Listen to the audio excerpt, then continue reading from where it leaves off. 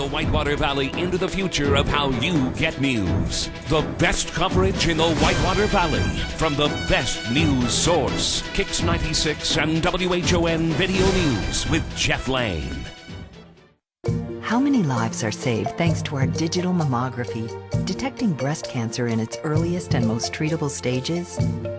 More than you know. More than you know is closer than you think. Reed Hospital and Healthcare Services. Welcome to Kicks 96 and WHON Video News. It's Thursday, June 26th. I'm Jeff Lane. The Richmond Police Department has released a composite sketch of the man suspected of sexually assaulting 5 women in Richmond in the last year. Here it is. The drawing was created with the help of the man's most recent victim, a 63-year-old woman who was forced into her own car last weekend at a North 6th Street coin-operated laundry. He's a white male, about 40 years old.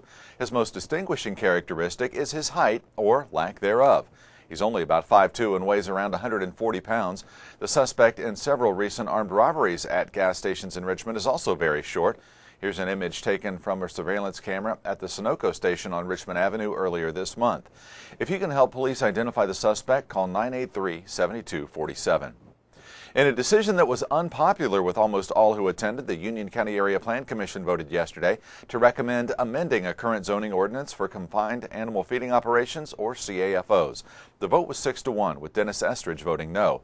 Before the vote, Estridge had made a motion for a 6-month moratorium on CAFOs. It failed by the same 6-1 margin. Yesterday's action is a big step forward for Vreba Hoff.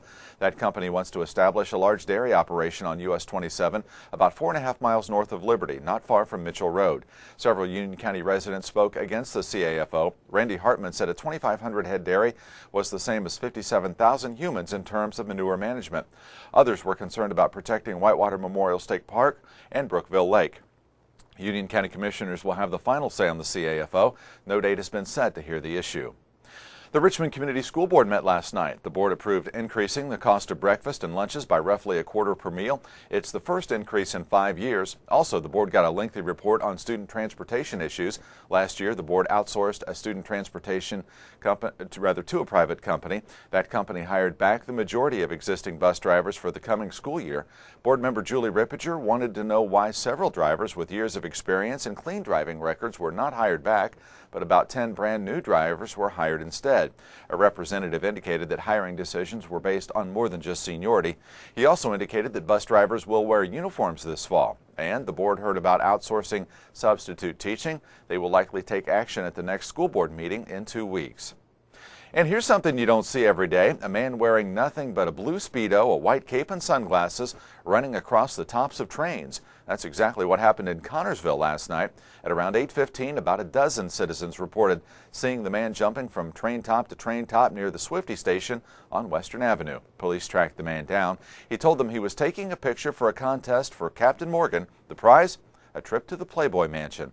The man was not arrested but was warned to stay off the trains. This has been Kicks 96 and WHON Video News. I'm Jeff Lane. Have a great day. Leading the Whitewater Valley into the future of how you get news. The best coverage in the Whitewater Valley from the best news source. Kicks 96 and WHON Video News with Jeff Lane.